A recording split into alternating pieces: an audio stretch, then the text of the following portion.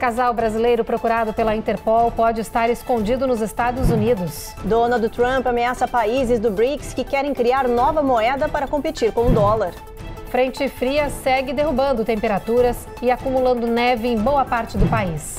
Brasileira que vive nos Estados Unidos cria organização para incentivar a doação de óvulos. E você vai conhecer a história de uma brasileira que ganha destaque como dublê em Hollywood. Então eu quero dar um boost nessa carreira de atriz mesmo, mas eu amo o trabalho de dublê stand-in e recebo sim propostas.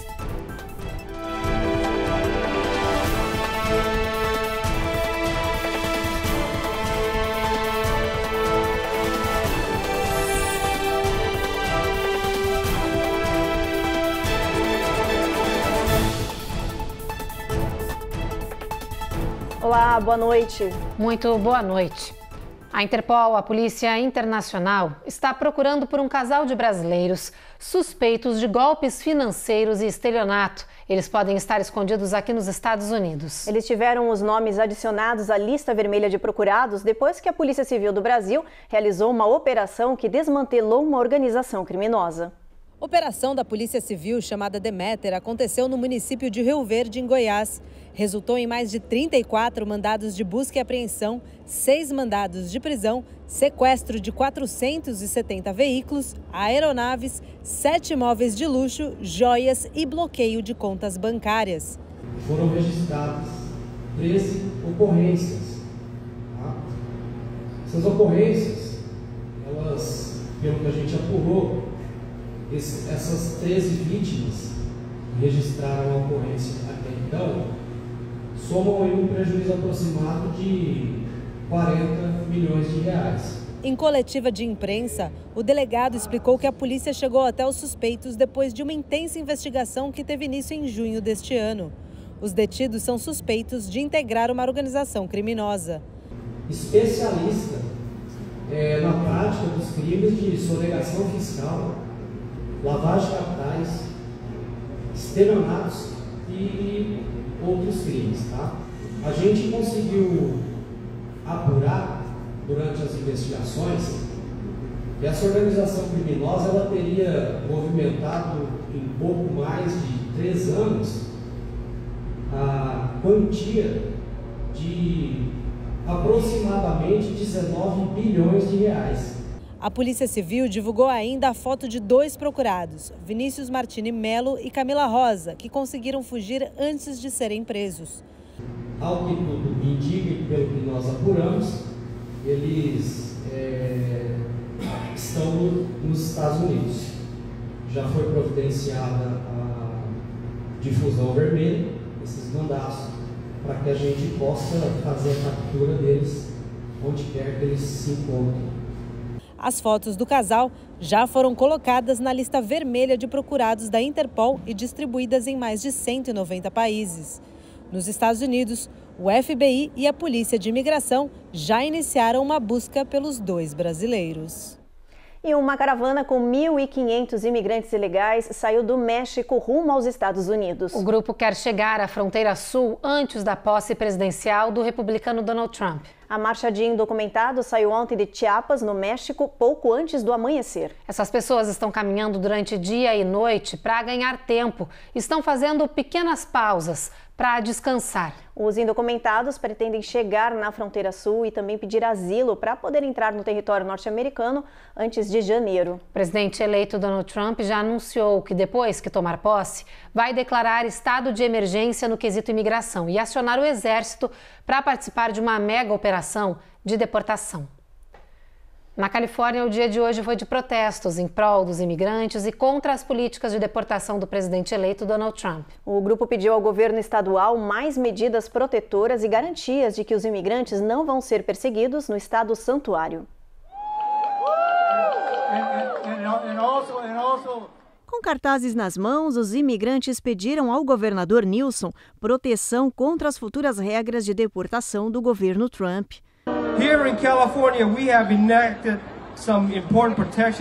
No palco, este homem cobrou mais medidas para impedir que os estrangeiros sem documentos sejam perseguidos e deportados dos Estados Unidos e garantias de que o Estado vai enfrentar o governo federal e também o czar da fronteira em prol das comunidades. Desde que Donald Trump venceu as eleições presidenciais, a Califórnia e outros estados santuário já anunciaram que vão resistir e bloquear a ação federal. Em novembro, Los Angeles aprovou por unanimidade uma portaria que amplia as leis em favor dos imigrantes. Mas especialistas lembram que essas medidas são estaduais e não têm valor federal. Elas não podem restringir nem impedir o ICE, a Polícia de Imigração, de rastrear e prender qualquer cidadão suspeito, mesmo em estados santuário.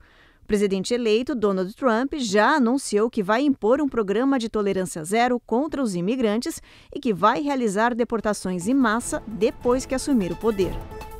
Depois do intervalo, Donald Trump ameaça políticas do bloco econômico BRICS, liderado pelo Brasil. E a gente mostra o resgate dramático de uma mulher grávida em Illinois. Ela perdeu o freio do carro e foi salva pela polícia.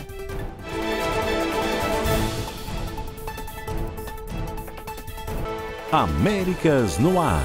Oferecimento Reserve. Melhore agora a sua qualidade de vida. Uninter, a melhor faculdade para brasileiros nos Estados Unidos. Acesse uninteraméricas.com e inscreva-se já. Ei, deixa eu aproveitar aqui o intervalo rapidinho. Inscreve no canal, aproveita, deixa isso. E dá aquele like, por favor.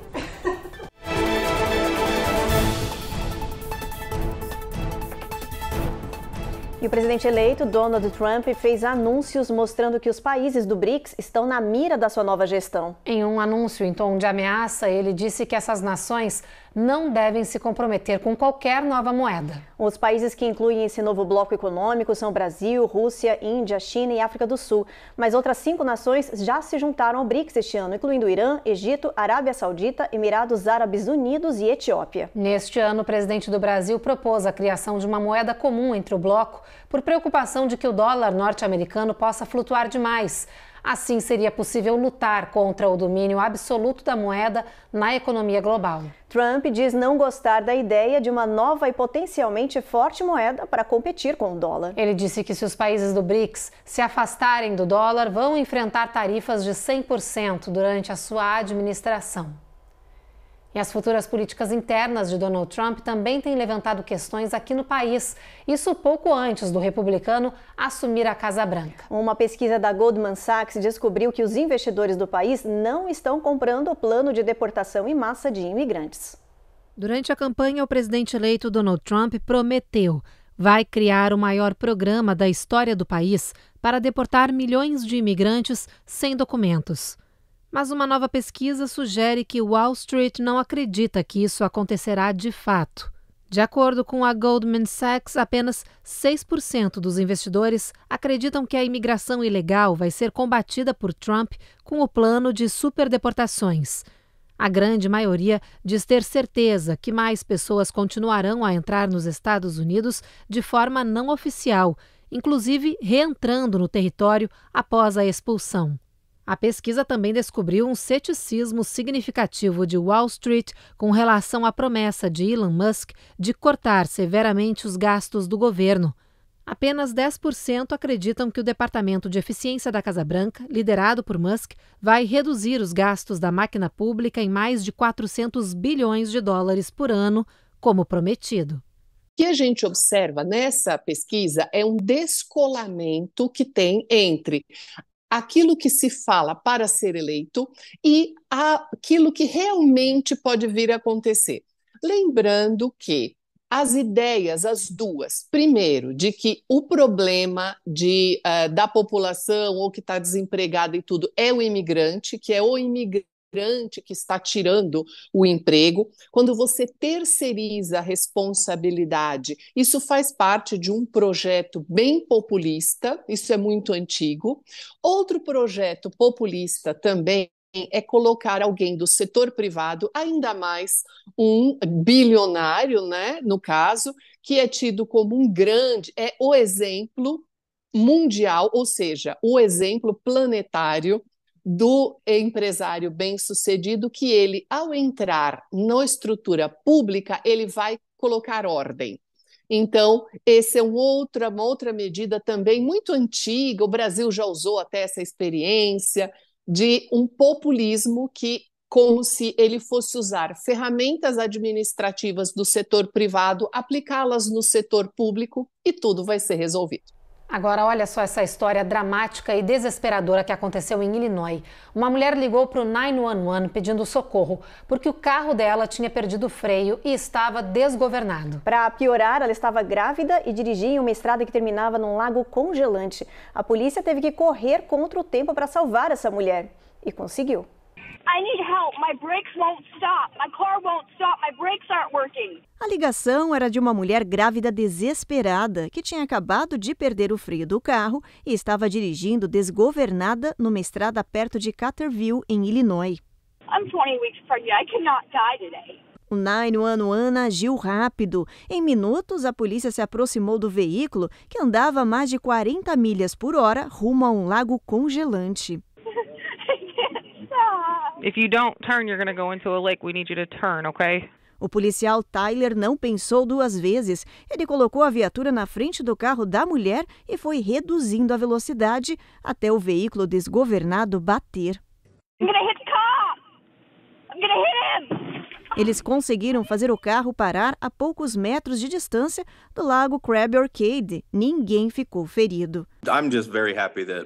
O policial herói disse que estava feliz por ter conseguido salvar a mulher e o bebê e impedir que o pior acontecesse. No próximo bloco, você vai conhecer uma brasileira que vive aqui nos Estados Unidos, coleta e doa óvulos para mulheres que sonham em engravidar. E tem reportagem sobre o Dia Nacional da Doação, celebrado hoje nos Estados Unidos para incentivar a empatia e a solidariedade.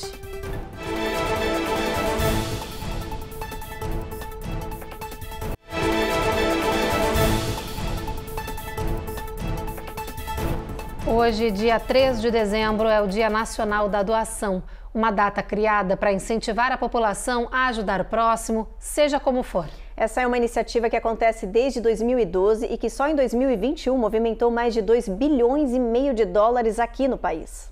Toda terça-feira após o Thanksgiving é a chamada Giving Tuesday, um dia todinho dedicado à solidariedade. A data foi criada por uma organização não governamental com a ideia de ampliar a ajuda popular a instituições filantrópicas que oferecem todo tipo de ajuda a quem precisa. E neste dia de retribuir vale qualquer coisa, doar valores a organizações ou se engajar em campanhas de doação de agasalho ou alimentos. E se você não tem dinheiro para dar, dê o seu tempo, trabalhando como voluntário em alguma ação. O que importa é fazer o bem. Some of my research is showing that people live longer, especially when they're giving their time to others. A psicóloga social Sarah Comrath lembra que pesquisas têm mostrado os efeitos positivos da doação na saúde física e mental, como uma maior longevidade entre a população que se dedica a ajudar o próximo. E se você precisa de uma mãozinha para encontrar uma instituição de caridade ou causa para se engajar, acesse o site www.charitynavigator.org. Lá tem uma lista de mais de 1,5 milhão de organizações nos Estados Unidos que estão registradas na Receita Federal. O CEO do site instiga a gente a pensar e diz: pense bem, qual é a diferença que você quer fazer no mundo? Faça alguma coisa. Then go and actually either make a donation, sign up to volunteer with the organization, do something. E foi essa data norte-americana que inspirou uma brasileira que mora aqui nos Estados Unidos. Há 3 anos, ela levou para o Brasil uma campanha que incentiva a doação de óvulos. É que a Luciana Correia se tornou mãe de gêmeas através da fertilização in vitro com óvulos doados. Agora ela quer ajudar outras mulheres a realizarem o sonho da maternidade. A doação de óvulos mudou a vida de Luli para sempre. Graças à fertilização in vitro, a brasileira conseguiu ser mãe de gêmeas. A experiência foi tão marcante que ela decidiu fazer a diferença na vida de outras mulheres. Então eu, como uma ex-tentante, uma ex-paciente com sucesso, não foi sem dor, fico muito feliz de poder ajudar outras pacientes levando a informação que eu não tive. Fundadora do movimento Laços de Fertilidade, Lully, que vive nos Estados Unidos, levou para o Brasil a campanha voltada à saúde reprodutiva e ao planejamento familiar.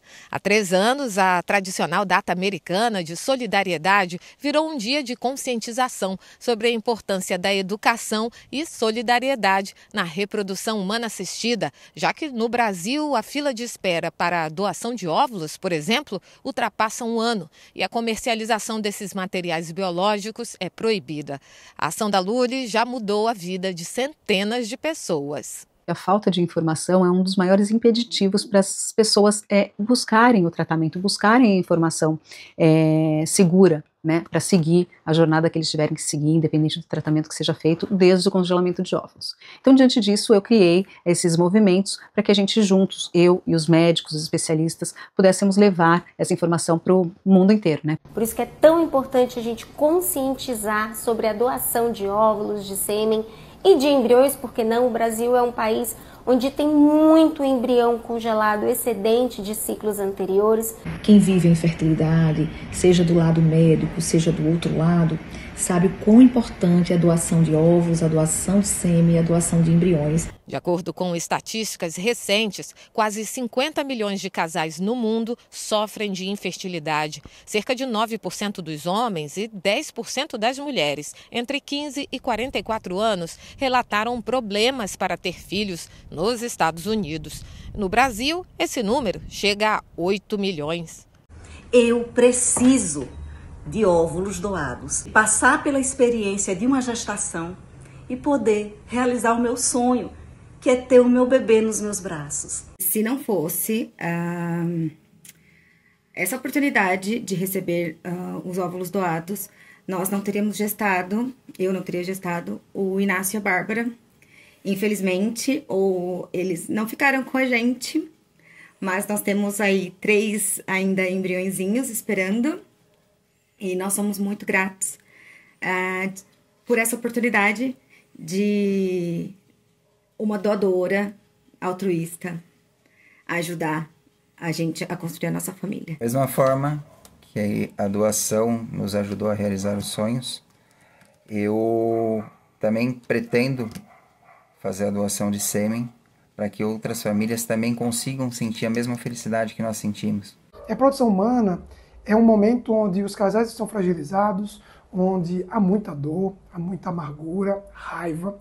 E você receber alguma coisa pode fazer diferença entre o sucesso ou não do seu tratamento e mais, a continuação da sua esperança pelo positivo. A campanha da Brasileira leva informação e mostra a importância de ser um doador e as alternativas que a medicina oferece hoje. Porque esse tipo de doação, ele é vida, ele transforma famílias e sonhos. Cada um fazendo um pouquinho, a gente consegue disseminar informação, deixar os pacientes mais tranquilos, deixar as pessoas mais seguras com tudo que pode acontecer dentro da reprodução humana assistida e mostrar para as pessoas que elas não estão sozinhas, né? Hoje elas podem ter alguém para apoiar, para segurar a mão e caminhar nessa jornada difícil. E a gente segue falando de doações, porque os bancos de alimentos daqui dos Estados Unidos estão precisando de uma força-tarefa da população, né, Ruth? Pois é, olha, neste fim de ano, muitas famílias que precisam dessas doações para se alimentar podem ficar sem o acesso ao básico. Por causa do alto preço dos alimentos nos mercados, os bancos de todo o país estão lidando com uma queda acentuada nas doações. E olha o tamanho do problema. A demanda por comida doada está aumentando. Só no ano passado, a Feeding America estima que mais de 50 milhões de pessoas foram até os bancos de alimentos em busca de ajuda. Hoje, 13,5% da população dos Estados Unidos vive em insegurança alimentar. São famílias que não sabem quando ou como terão a próxima refeição minimamente nutritiva. No site Feeding America tem uma lista com os bancos oficiais de alimentos que aceitam doações o ano todo. A seguir, a gente mostra os flagrantes de acúmulo de neve em boa parte do país. E você vai conhecer a brasileira que atuou como dublê de Ariana Grande em Wicked, que faz sucesso nos cinemas.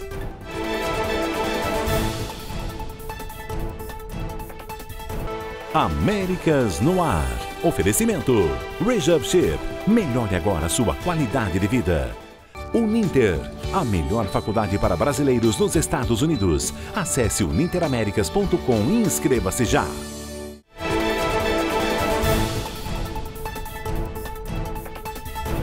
E nessas últimas 24 horas, nevou ainda mais em boa parte do país. Áreas dos Grandes Lagos já acumulam mais de 5 pés de neve. E o Serviço Nacional de Meteorologia diz que ainda não acabou, viu? Tem mais neve pesada vindo pela frente. No Michigan, a população está tendo trabalho para retirar a neve do meio do caminho para manter a rotina do dia a dia. Na Filadélfia, tem casa que o teto desapareceu. A neve acumulou tanto que mudou a paisagem. Em Nova York, as condições ficaram tão extremas que os fazendeiros do oeste do estado tiveram que parar os trabalhos. E lá no mesmo estado, em Buffalo, a paisagem branquinha foi pintada por um gatinho preto que saiu de casa para passear e se divertir um pouco com a mudança de cenário. E não foi só ele não, viu, gente? Olha essa imagem de Iowa. Uma cena adorável foi registrada em um zoológico. Um bebê macaco no colo da mãe, vendo a neve pela primeira vez na vida e encantado. Hoje, quase 70% do país está com temperaturas abaixo de 32 graus Fahrenheit. E a previsão é de que siga assim por um bom tempo.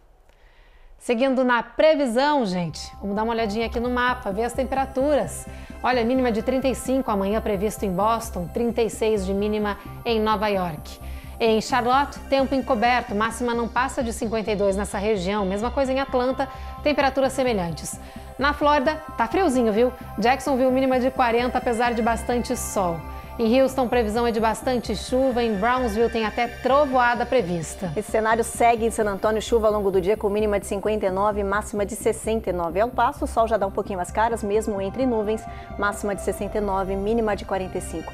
Tempo encoberto em Albuquerque também. Em Phoenix, sol entre nuvens, mínima de 51, máxima de 77. Los Angeles, sempre tempo tímido, sol entre nuvens. Las Vegas, no mesmo cenário.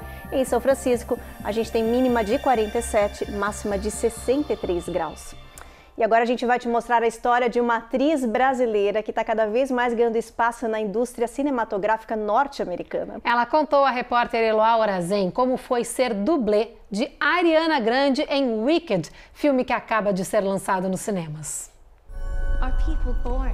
A história da bruxa má do Oeste, contada no filme Wicked, tem enfeitiçado milhões de espectadores mundo afora e quebrado recordes de bilheteria. Foram mais de 250 milhões de dólares arrecadados em 2 semanas apenas nos Estados Unidos.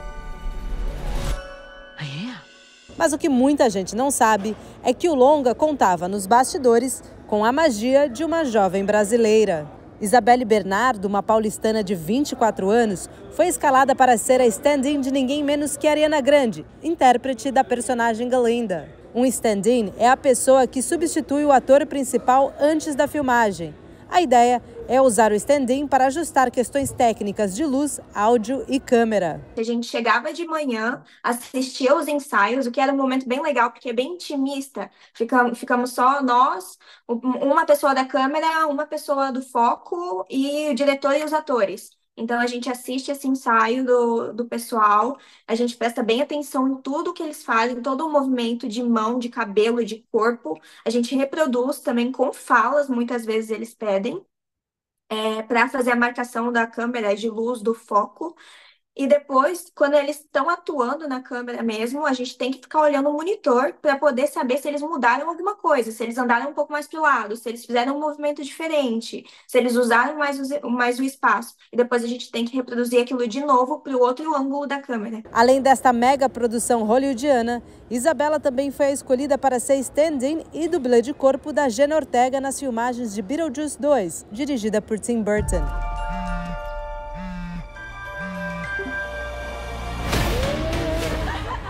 Apesar de ambas as obras abordarem elementos fantásticos, o despontar da carreira de Isabelle não aconteceu num passe de varinha de condão. Foi fruto de muito trabalho ao longo de anos. He stole from us. We've built this, Luiz. Eu sempre quis ir para fora do país para tentar trabalhar como atriz, porque eu sabia que aqui eu não tinha condição financeira de pagar uma faculdade, fazer artes cênicas, enfim. Então, desde novinha, eu trabalho desde os 12 vendendo brigadeiro, daí eu peguei um menor aprendiz, vendia no ônibus, na rua, enfim, juntei um dinheiro e fui para a Itália, porque eu tenho descendência muito antiga italiana. Daí eu fui tirar o documento para eu conseguir entrar na Inglaterra. Nesse meio tempo, claro, sempre estudando teatro, juntando, assim, grupos independentes, eu ia lá, conhecia o pessoal, estudava por mim mesma e nesses teatros que eram de graça, que eu conseguia fazer parte de algum grupo, por conta da condição financeira mesmo. Agora que confirmou que a poção Nada Mágica, feita a partir de sangue, suor e lágrimas, funciona mesmo, Isabelle pretende usar as portas que se abriram graças aos títulos hollywoodianos para ir além. E depois disso, eu recebi alguns convites também para fazer mais produções.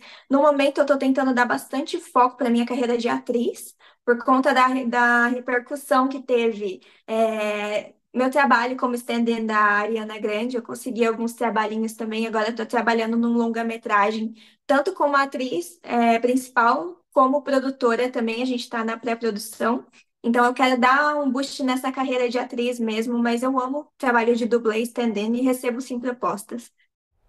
Que linda, todo o sucesso do mundo para ela, né, Ruth? Muito maravilhosa a matéria. Adoramos contar a tua história aqui.